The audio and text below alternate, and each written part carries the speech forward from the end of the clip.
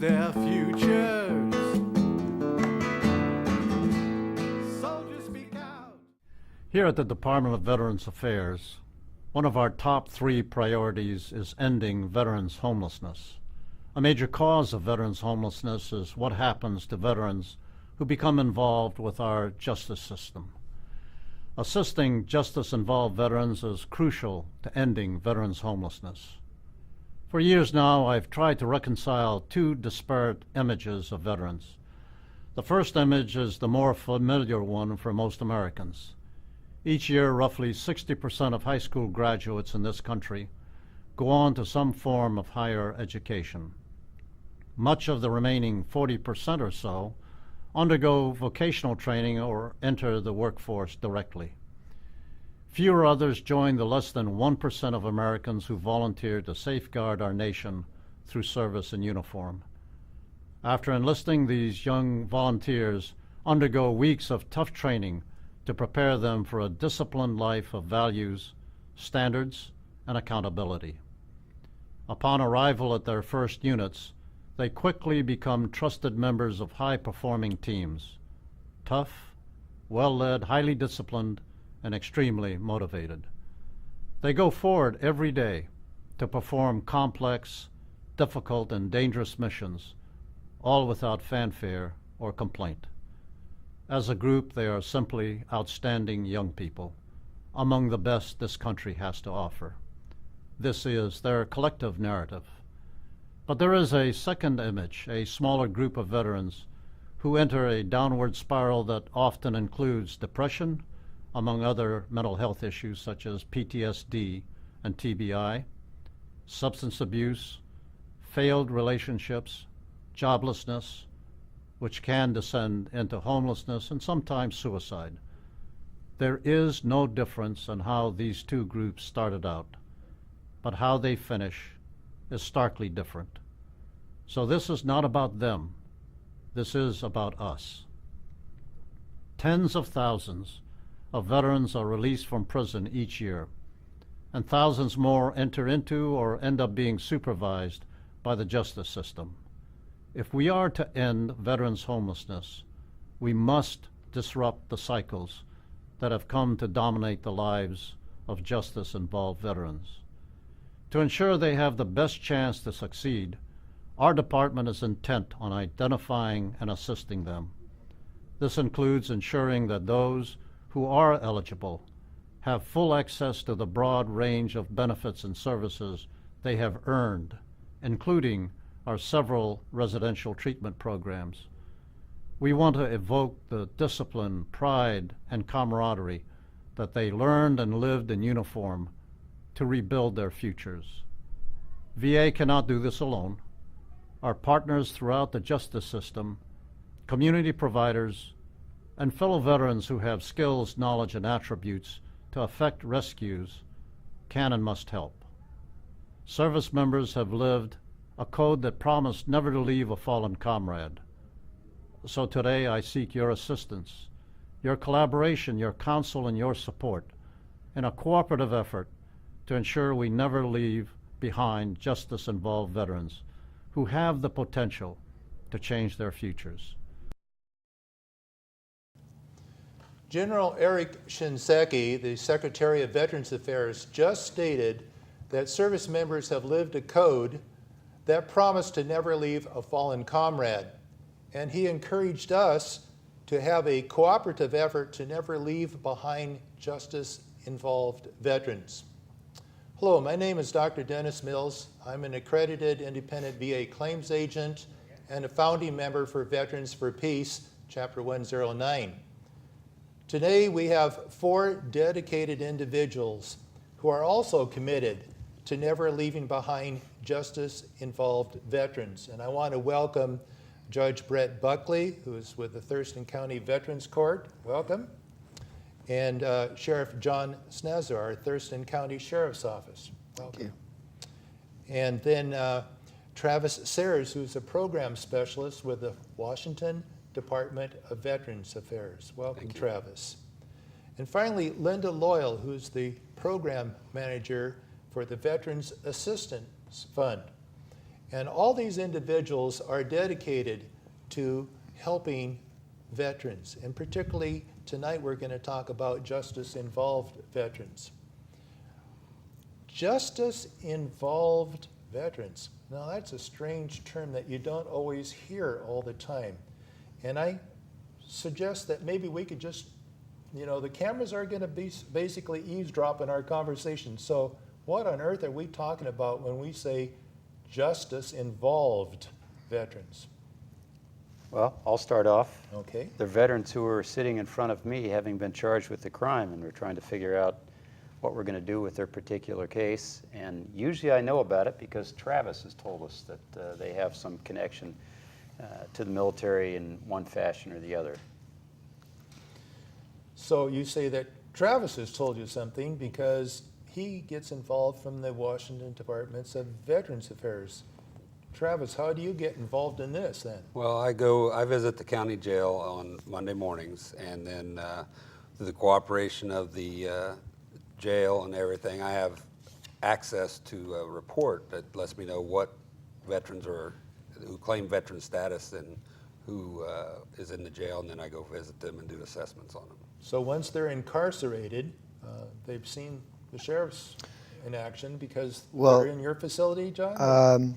What it initially starts from a contact from law enforcement.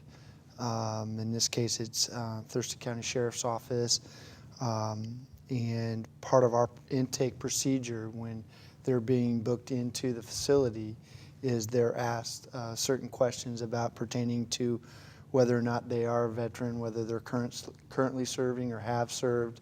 And we go into how if they've been discharged with honorable, general, medical. So we have prepared a way of asking questions so that when Travis does come in, he's able to have a lot more knowledge about that person and can ask him particular questions that might be able to assist him in his evaluations and how we can proceed from that point on. So you've determined the character of their discharge and what it is that you can or cannot do, and then Travis can pick it up knowing that you deal with honorable discharges, general under honorable conditions, less than honorable? Well, I'll go see the veteran regardless, because there might be something, not necessarily the IVERS program. I'm still a benefit specialist, so regardless, but there are certain crimes that I am not by contract, as far as my contract that I participate in services with, and that would be sex offense, arson, or violent crimes against an individual. And how I would deem violent crime against an individual would be if there was a weapon involved or the victim ended up going to the hospital. That's sort of what boundaries would fall in. Okay. So let me take a step back, Dennis. This issue you raised is a really important one because identifying those folks who are justice-involved veterans is crucial to us being able to serve them. It's crucial for Linda and Travis for their programs to be able to kick in, and for us in the courts to be able to respond to it. So John's folks do a great job of providing the database which would allow us to identify these folks. And I know this because we were the first county in the state to have a veterans court, and it surprised me because we're not the largest county in the state. Clearly we won't have the highest number of veterans, yet a county like King County did not have a veterans court. And one of the questions I asked when I started talking to the folks up there was, why not? And they said, well, we don't think we have very many veterans. And I said, well, In King County. In King County, exactly. And I said, how can that be? And they said, well, you're next to Fort Lewis, you have all the veterans. I said, well, we have probably proportionally more than you might think, but King County's going to have way more veterans than we do. And you have the need for a veterans court up here. And their problem was they couldn't identify them in the jail. They didn't know who in their jail were veterans. And it was one, because the jail wasn't providing the detailed questionnaires for booking that John's folks do. And then they didn't have somebody assertive like Travis going down there and helping weed these folks out. And as we were talking about earlier, sometimes they're reluctant to admit their status because they don't want to see the connection. But Travis does a great job of talking to them and letting them know the benefits of asserting that. So I think in Thurston County, the combination of these resources has really helped us to identify a significant population in the jail that we have services available to help. Did all of the various different agencies sit down together one time and say, we have a problem that we can cooperatively solve together, what can we do together? I think we approached Linda about doing this and the jail, and it took a few months because they do have something like this similar in Pierce County that WDVA provides services to, and in King County as far as our incarcerated veteran services. But the whole jail thing, that was just something totally new and exciting, really. So, John, you developed this whole thing of what do we need to ask of the veterans so that we can get the appropriate services? Well, we kind of looked at what would help Travis make good decisions on what can benefit them. One of the things we haven't talked about is that we also work with the prosecutor's office. Okay. Because there's, like Travis mentioned earlier, there are certain crimes that really wouldn't fit in originally, but once you start working through it, we're sometimes able to look at that case and say, is this crime really fit what this person deserves, or is there a better way that we can help them out because of maybe their issues, because of their military career? What they've experienced. So in what the they've service. experienced. So Travis gets to, even though he has to make a decision, he also gets to revisit sometimes the people that we might have passed over in the beginning and get that. That's why we're able to provide the information. So he gets to make informative decisions. And then if we come up and say, or a prosecutor says, hey, we think this person would be good for this, and this is why. And if we can look at the charges, and the prosecutor's office obviously works with the judge and works with the sheriff's office and Travis's and Linda's group to, I mean, it's all of us really wanting to make this happen. And the other part too, I mean, pretrial services, they'll send me emails.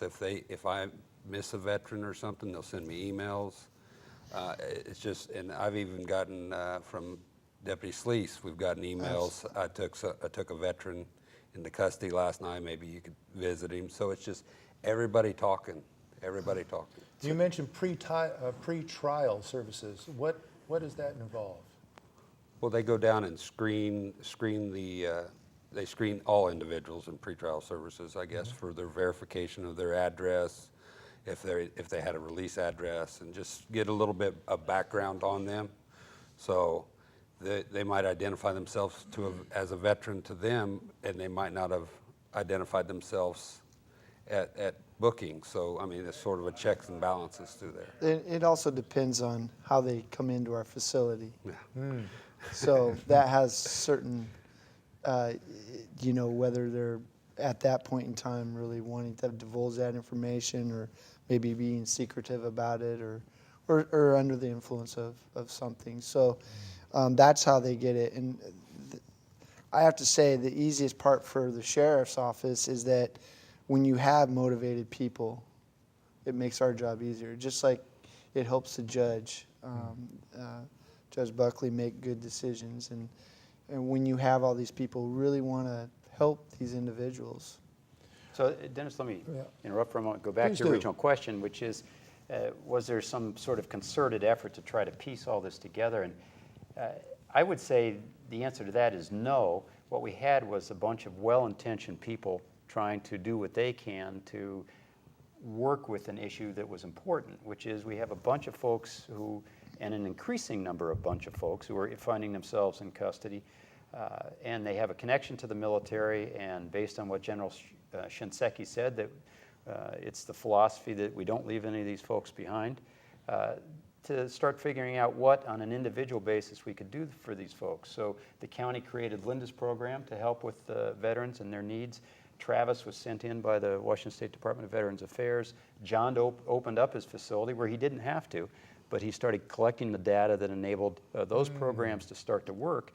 And once that population was identified, then it sort of created this, made apparent the need, and a couple of folks came to me and said, hey, we could start a veterans court here.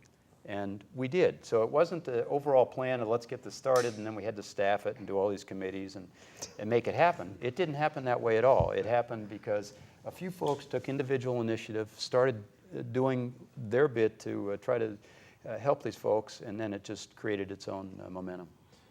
Now, I don't want our viewing audience to think because there's 4 men and 1 woman that we're going to out-person you, Linda. So I want to drop the ball in your court and saying, how did you ever get involved with all these caring individuals here that have a variety of programs?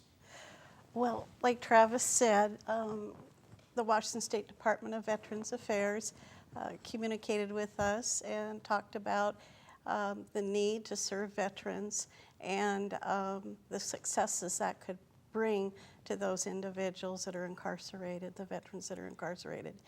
And so we used a model from Pierce County, and Thurston County really felt very committed to serving this group, and so we got together and put the program in place like they've described, and it's been very successful. Now, you are in charge of the Veterans Assistance Program, and a lot of people think Veterans Assistance, oh, that's where I go when I'm out of money and I'm trying to find money to pay for rent or whatnot. Why don't you expand a little bit more when you say what are these assistance programs? Because we are talking about we're talking about veterans that are in the justice system now and how we're going to deal with them, but they often don't think about how comprehensive your program is. Before she answers that, just to let you know that when you say victims, in some sense of the way, they really are. Yeah. Because of their exposure.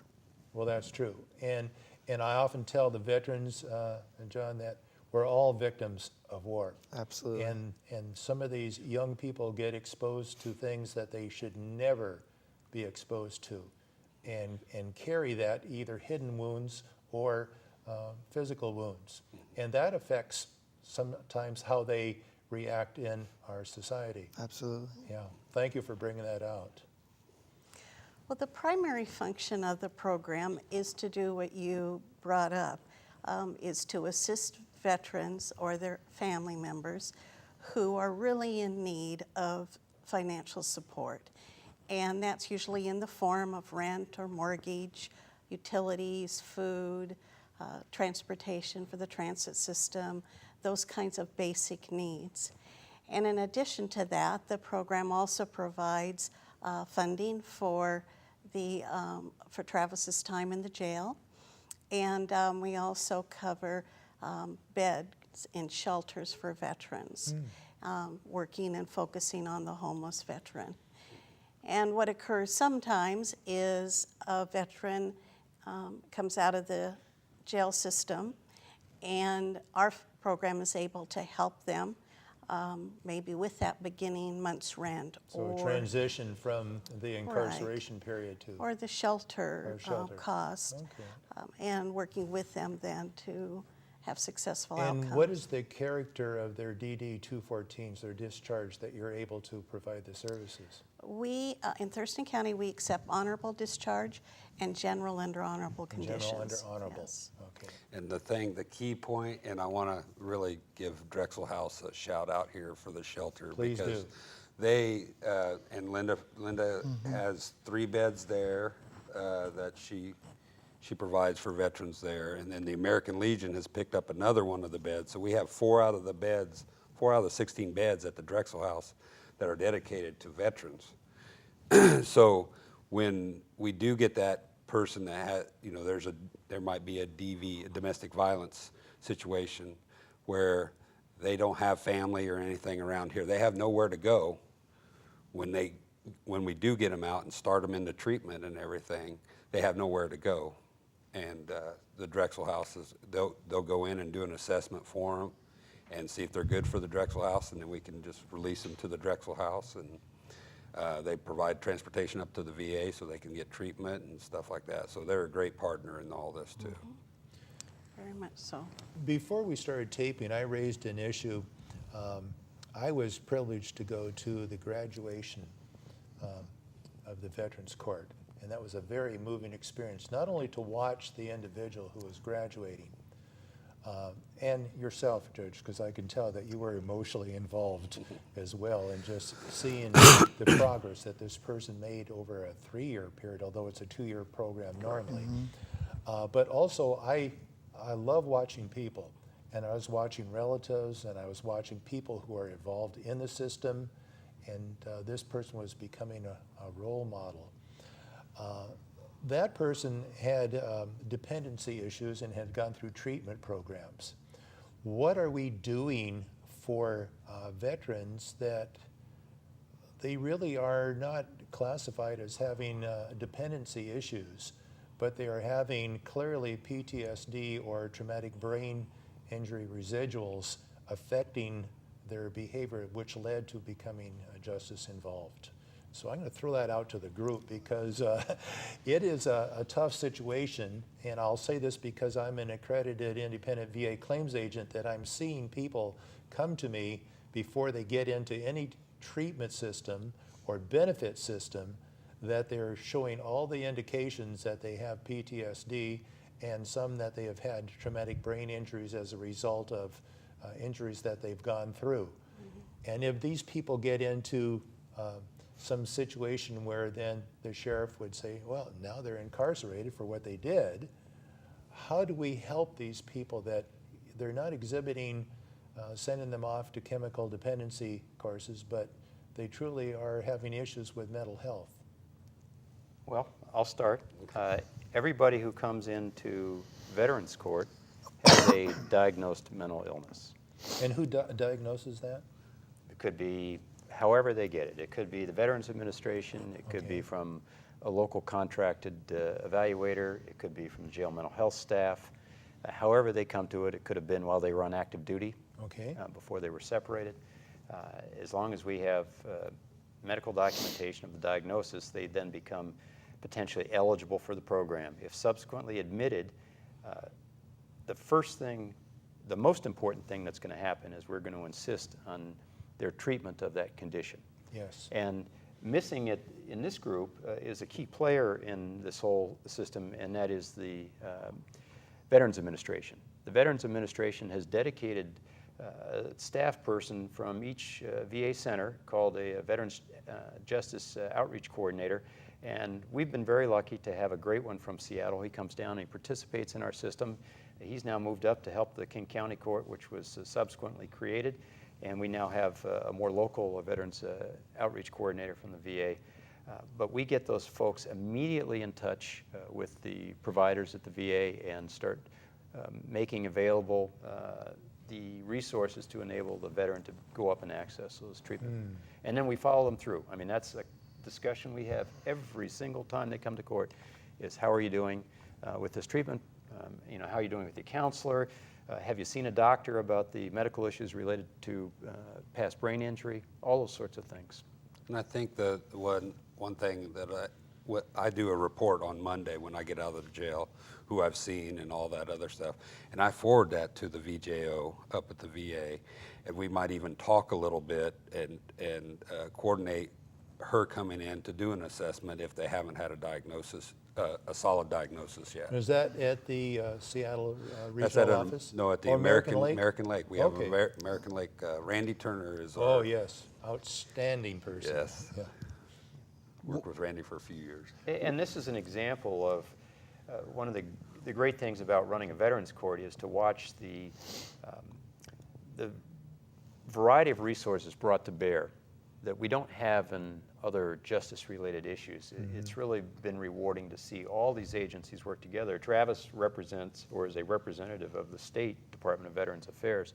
And, we all imagine that or hear about the issues of conflict between state and federal agencies. Well, here the Veterans Administration, the federal agency, and the state administration, the WDVA. And the county. And the county. And the county. All work really well together. And I don't sense anybody trying to protect turf. I don't sense anybody trying to hoard resources. I see them all willing to share their resources and their talents in trying to help these folks. I think that they also have a common goal, is to provide whatever resources they can to help that particular individual out. One of the things that the judge doesn't really talk about is that he ensures that they hold themselves accountable. And he is a stickler about that.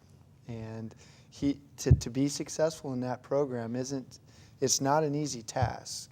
So Travis or Linda or the judge, they're ensuring that these people are staying on task, are following through on their appointments, and they're being held accountable for their actions.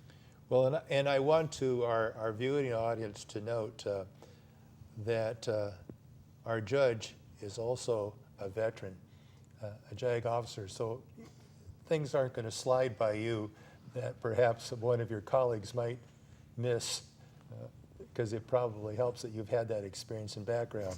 Well, having prosecuted and defended soldiers at various times during my military career, I do have some sense of how they may be thinking. Linda, when did you become involved? Because the Veterans Court started in 2009, I believe. That's right. And so in 2008, we began work on it, and I was involved at that stage. And what type of people or charges do you see with people? Or do you get all of them, or do you specialize more in one thing than another? I'll speak to Travis that. can It's a mix. I mean, it's almost like a 50-50 what I see down there. It's either chemical dependency or domestic violence, and usually there's some mental health issue that's that ties all this together. And the biggest thing is just there's so many resources out there, and they're not knowledgeable about the resources. Well, and I understand that Washington Department of Veterans Affairs is a fairly large organization that has a variety of services. Who do you go to within your own organization to rely upon to get the sources that you need to draw upon? Well, we have Washington WDVA, Washington State Department of Veterans Affairs. We have contracted PTSD counselors in each county of the state, and the local one we have here. Would it be okay to mention his name? Please do. Okay, Keith Meyer. They all praise Keith Meyer. Yes, I've heard his name Okay. praised from.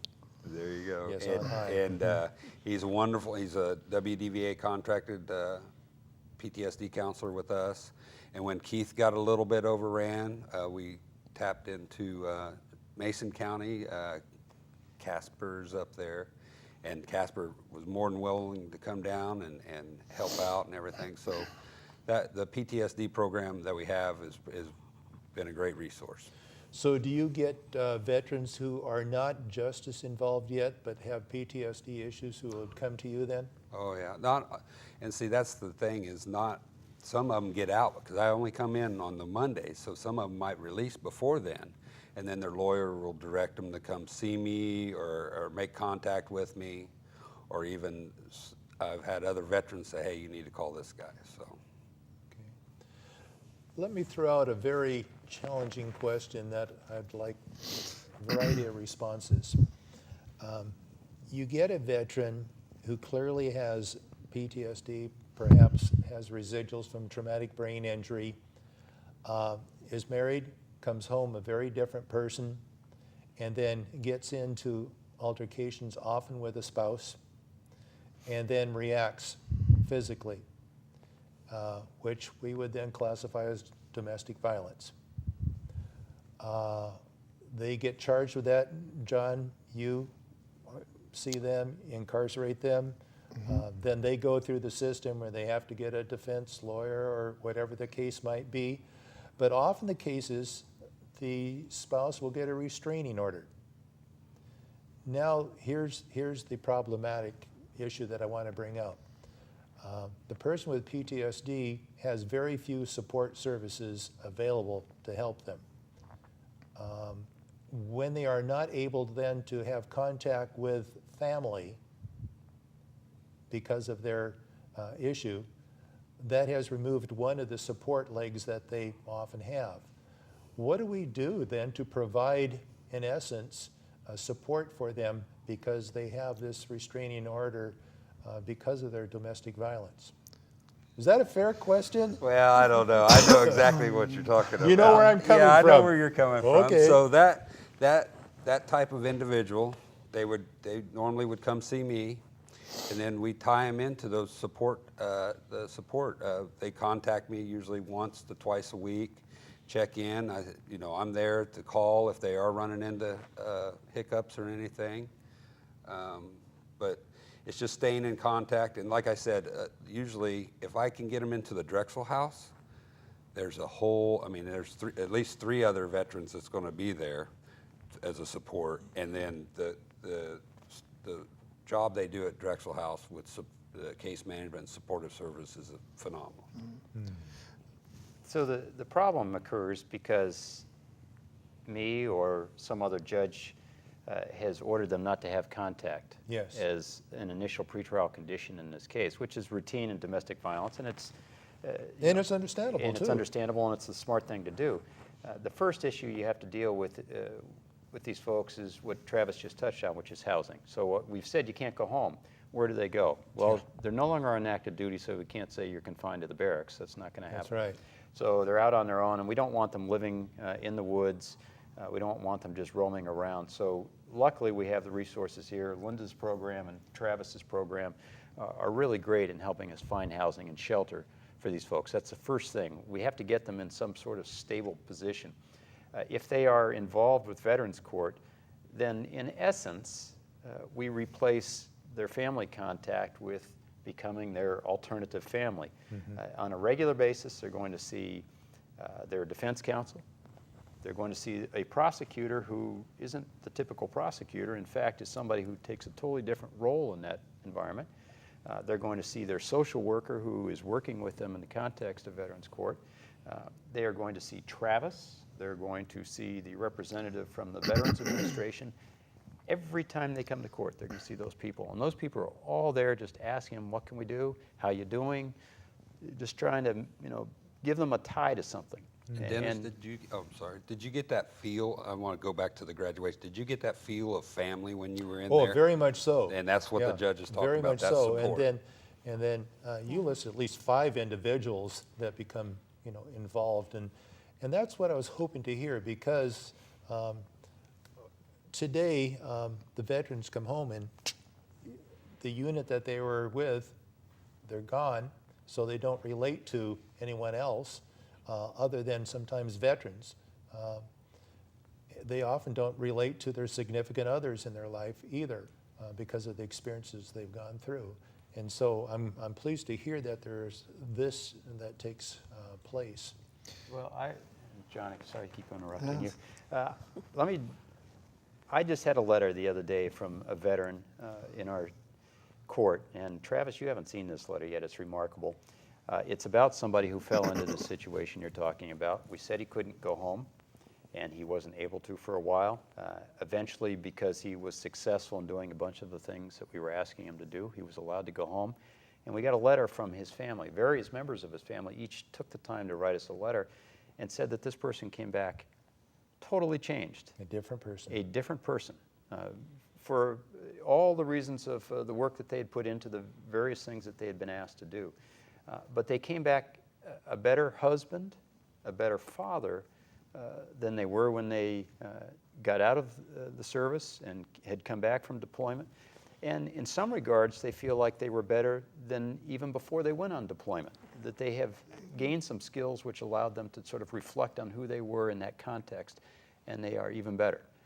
So, I think we can do things to help folks in that So situation. in this case, becoming justice involved was probably the best thing for them.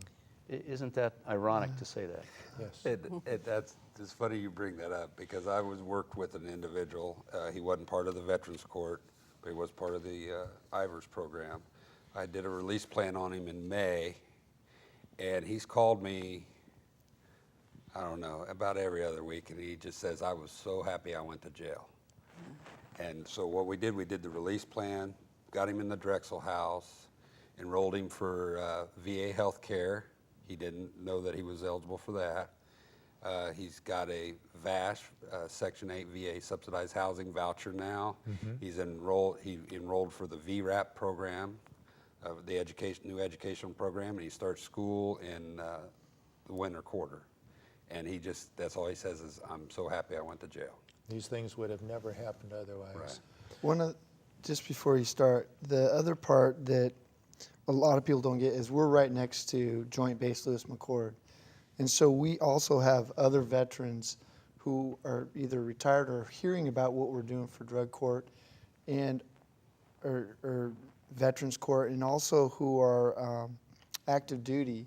And so they're also, starting to pick up on this and want to help their comrades out. You don't want to leave them behind That either. you're right, and I mean, it's kind of interesting how you say you don't want to leave anybody behind, because you're starting to see more people acknowledge that something did happen to them, and that they do need help, and that their friends or comrades, whether they served with them or not, are actually starting to come out of the, I don't want to say woodwork, but actually really wanting to help out. Well, we're seeing people now, even in the area of securing veterans' benefits, that they thought they were okay for 30 years. And then the present wars that we're in triggered untreated problems that they've had. And so we're seeing now Vietnam-era veterans that are coming and saying, I need help, or I've been injured and I need services. We're going to see more veterans coming through the system, coming out. You have about 30-some graduates now or so in just the short period of time we've been in That's since about right. 2009. What is capacity? Veterans Court is a adjunct of our county mental health court, and we have a total capacity for the two courts of 55 defendants at any one time. And there's no split between the two of them. It's just how many people we have in one court and how many people we have in the other court, and it constantly changes as people come and go. I think right now we have 19 people in Veterans Court. Sometimes that number's a little higher, sometimes it's a little lower.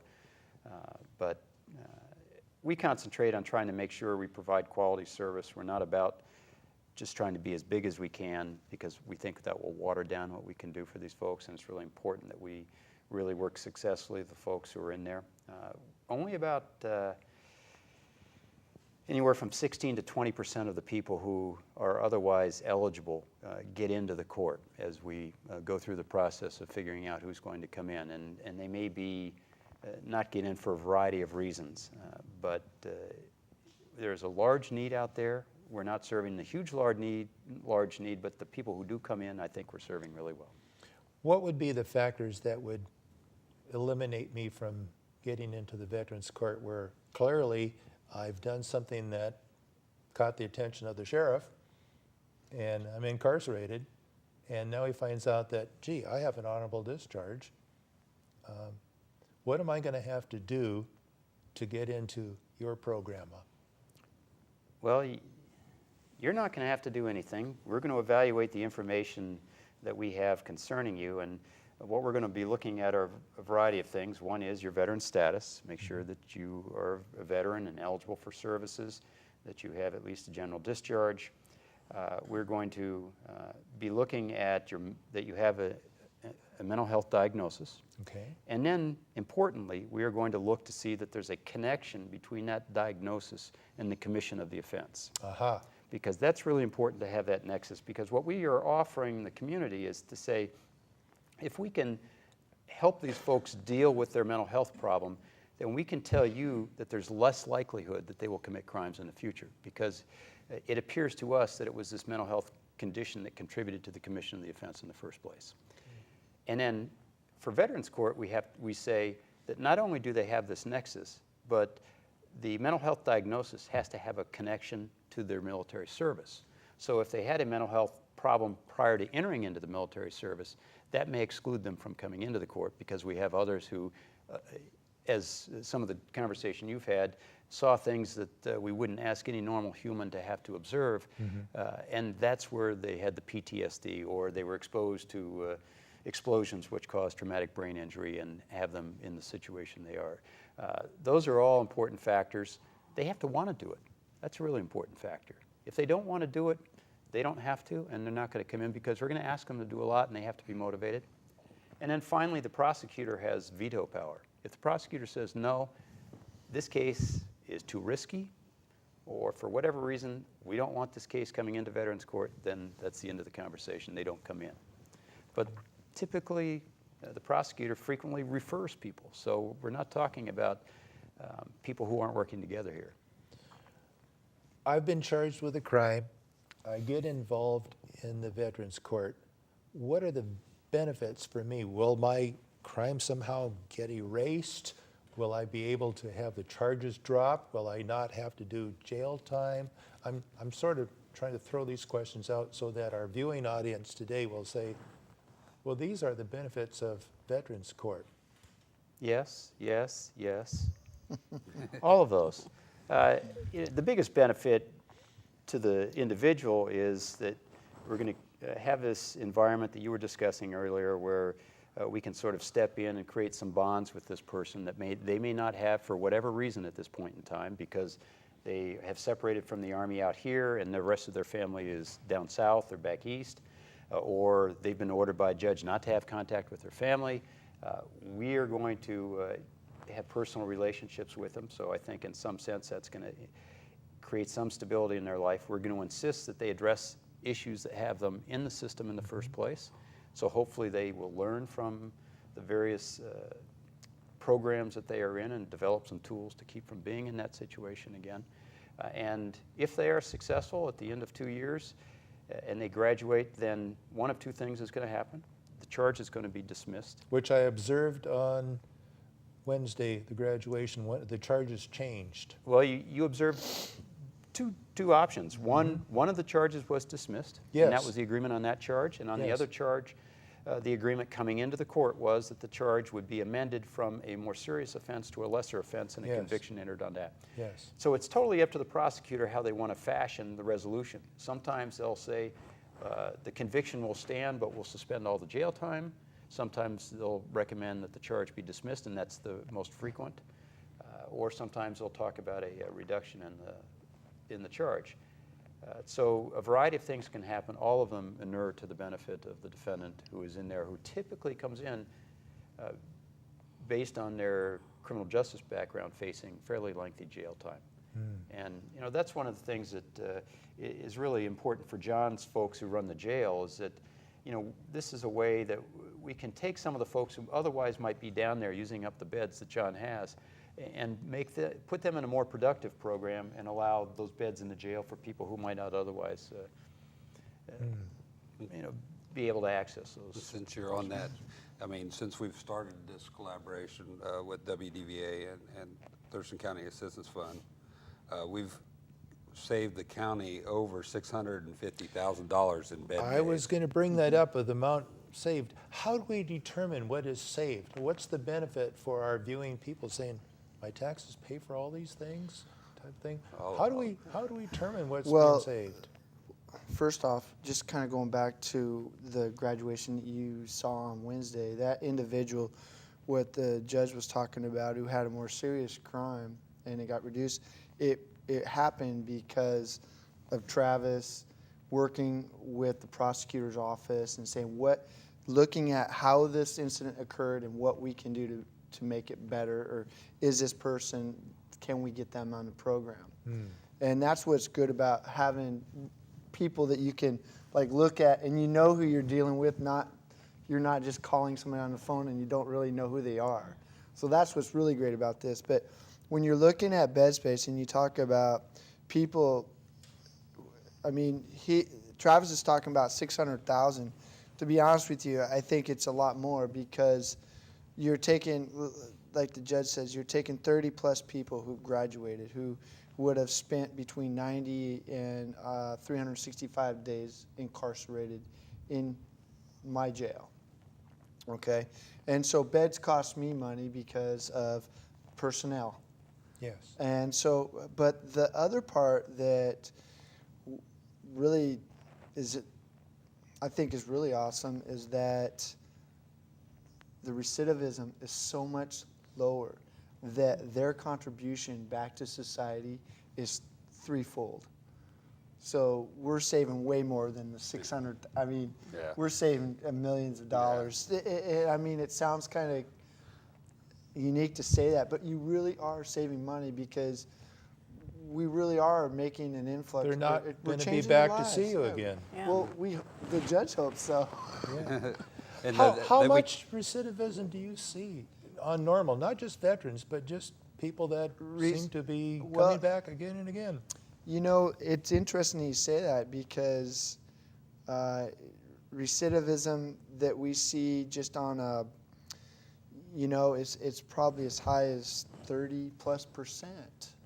But once they go through like a court like this, it's way lower. I think it's like 12% or even lower. It's even lower than that. Even lower than Yeah. that. yeah. Single digit right Yeah. now. I mean, you know, it's anecdotal evidence because we've only been in business for 3 years. So, you know, any statistics professor would say, yeah, let's be careful about what we're Yeah. judging from this. But I can tell you that right now the statistics show we're getting a great return for this investment by the citizens of Thurston County. And these programs are funded, at least in the court side, solely through the treatment sales tax that the commissioners have authorized.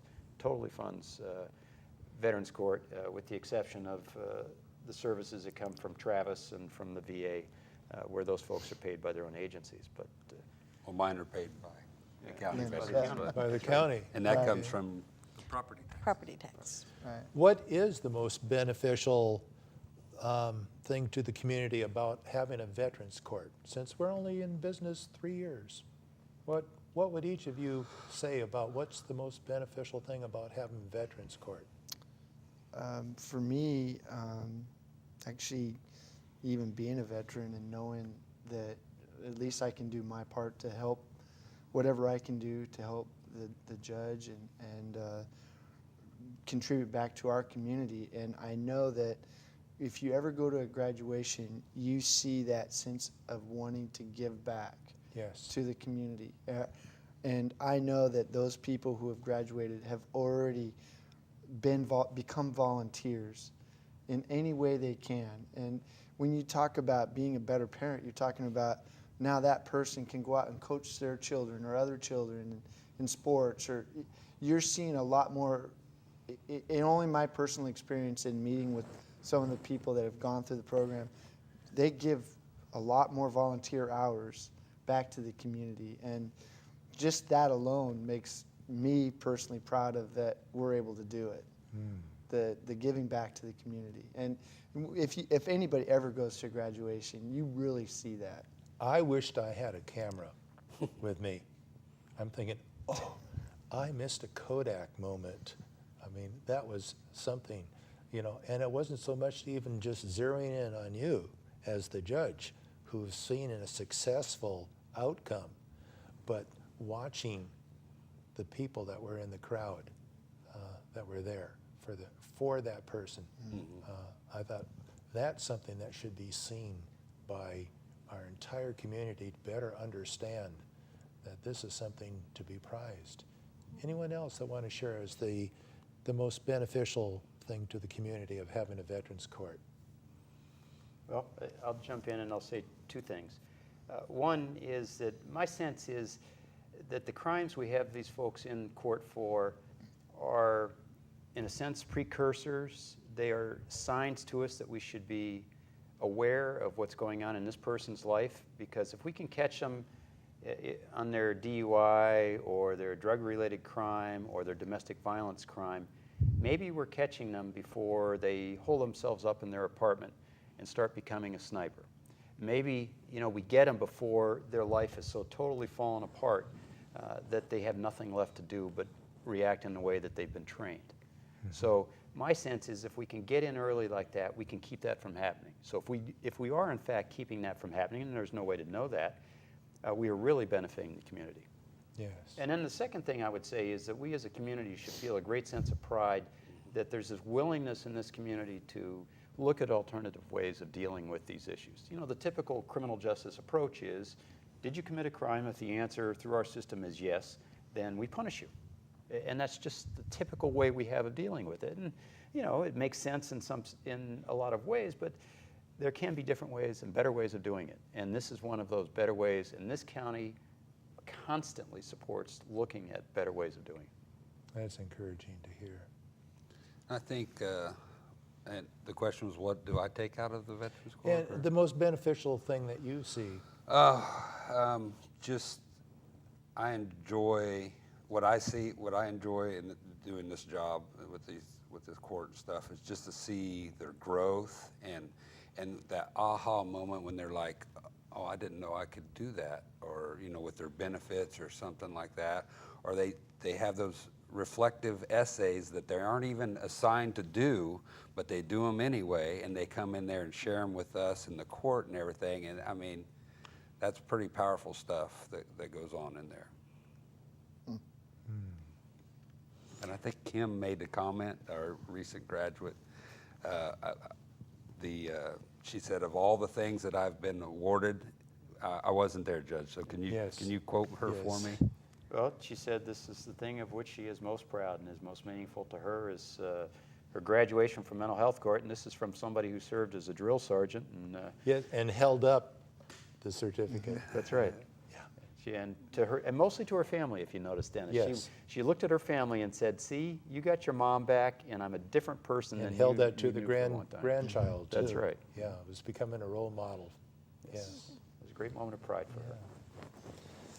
And I was just going to comment on I think the benefit that I see so much with the ones we've been working with is the opportunity they've taken and the changes this has brought to their lives.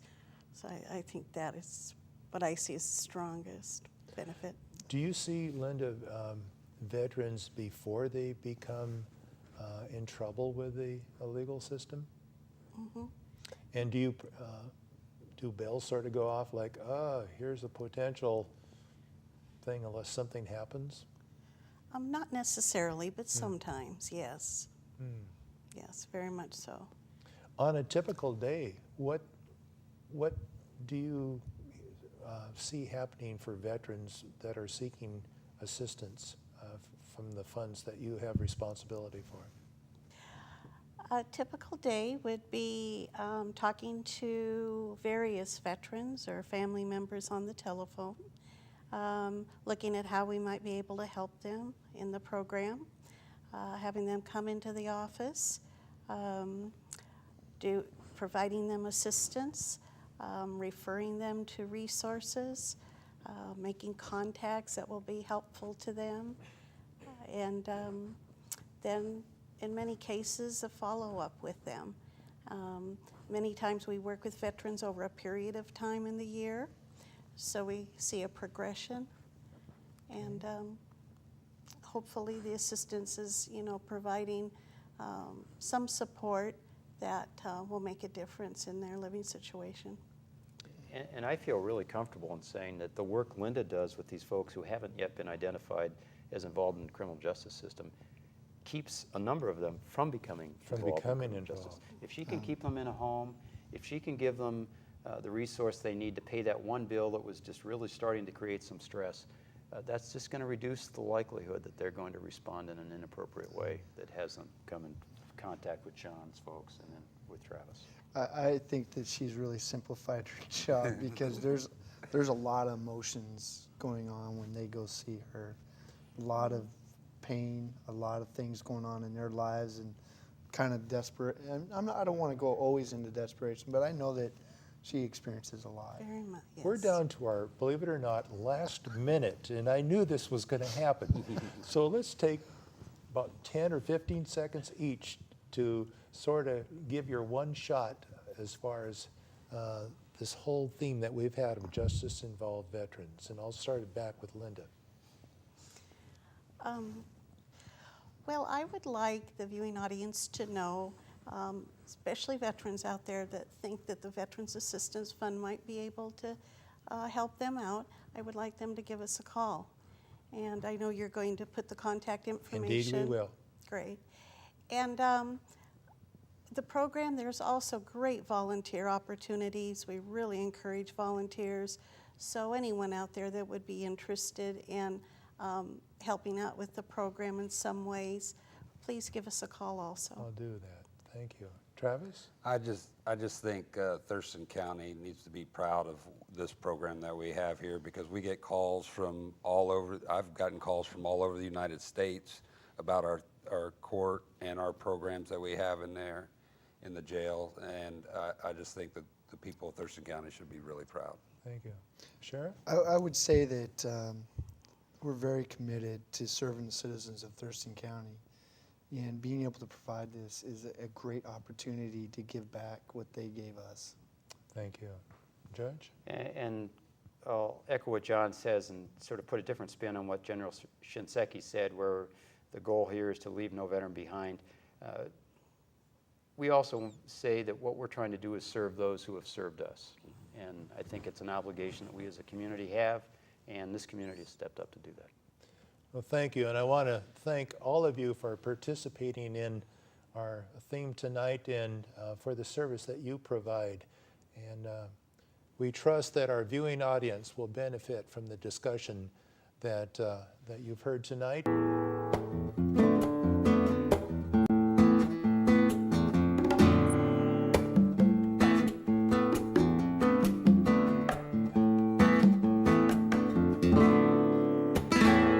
Soldiers, speak out. We can tell the truth of what we've seen. We are not liars. Soldiers, speak out. We have a duty to all children and to their futures.